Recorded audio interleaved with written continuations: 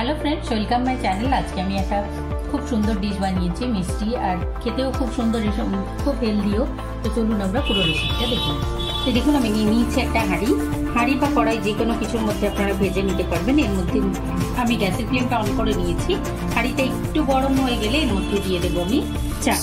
এখানে আমি বাঁশকাঠি চাল নিয়েছি, আপনারা যে কোনো চাল দিয়ে করে নিতে পারবেন। গোবিন্দভোগ বা ভাতের চাল, যে ভাতের চাল আপনারা খান সেই চাল দিয়েও আপনারা করে নিতে পারবেন। এটাকে এখন আমি ভেজে এই দেখুন আমি গ্যাসের ফ্লেমটা মিডিয়াম করে দিয়েছি। এখন এটাকে এরকম করে নাড়াতে নাড়াতে দেখুন চালগুলো ফুটে উঠছে, আপনারা নিশ্চয়ই দেখতে পাচ্ছেন। এটা আপনারা চাইলে কিন্তু তেলের মধ্যেও ভেজে নিতে পারেন, তবে আমি হেলদি করার জন্য এটাকে তেলের মধ্যে ভেজে নিচ্ছি না।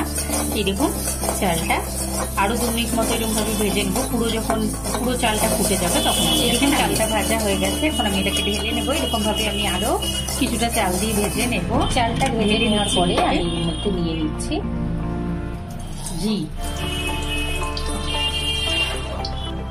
ঘিটার মধ্যে দিয়ে দিচ্ছি আমি পাম্পকিন সিড আর সানফ্লাওয়ার সিড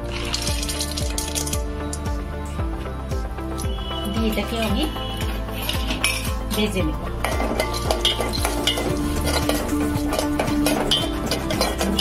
দেখুন এই সিডগুলো একটুখানি ভেজে নিয়েছি আমি 1.5 থেকে 2 মিনিট মতো একদম লো ফ্লেমে। এখন আমি এগুলোকে তুলে নেব।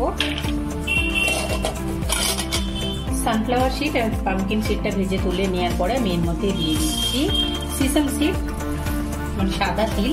আপনারা এখানে কালো তিলও নিতে পারবেন। আমি একটুখানি ভেজে নিচ্ছি। দেখুন সেই তিলটা ফুলে গেছে। এখন আমি এটাকে ঢেলে নেব। এই দেখুন তিলটা ভেজে তুলে নেওয়ার পরে এর মধ্যে আমি দিয়ে দিয়েছি গুড়। এখন এর মধ্যে আমি দিয়ে দেবো 2 টিস্পুন মতো জল। এটাকে মেল্ট করে দেব।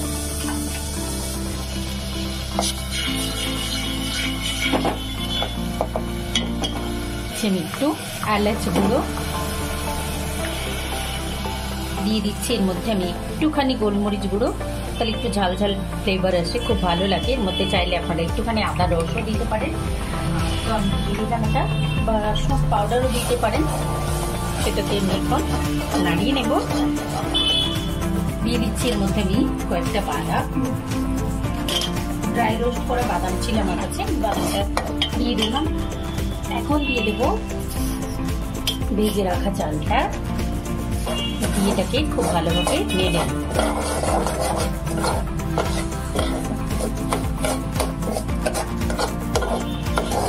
দিয়ে এটাকে খুব ভালোভাবে মিলিয়ে নিচ্ছি। এটাকে খুব তাড়াতাড়ি কড়কড়ে হয়ে যাবে, তো আমি এটাকে মিডিয়াম ফ্লেমে নামিয়ে নিলাম, নাড়িয়ে নিলাম।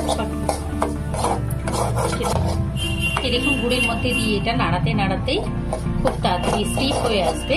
তো আমি এটাকে একটু নাড়িয়ে নিচ্ছি।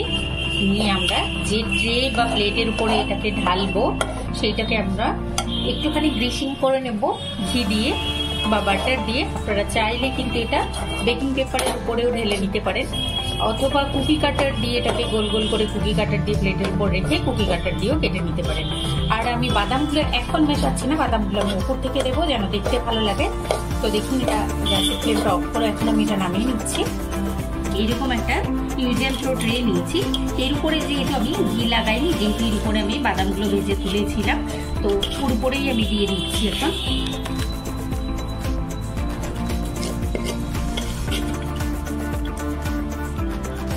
আর এটা খুব তাড়াতাড়ি করতে হবে, নাহলে কিন্তু দেখুন এই যে আঠালো হয়ে গেছে সঙ্গে সঙ্গে। এটাকে আমি এখন প্লেন করে নিচ্ছি।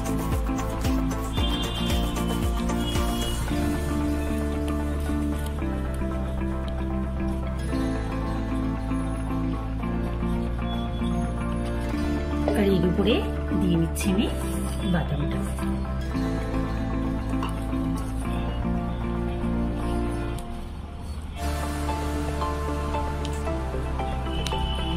বাদাম তেলের মিশ্রণটা দিয়েও আমরা এরকম ভাবে এটাকে চেপে চেপে সেট করে দেব।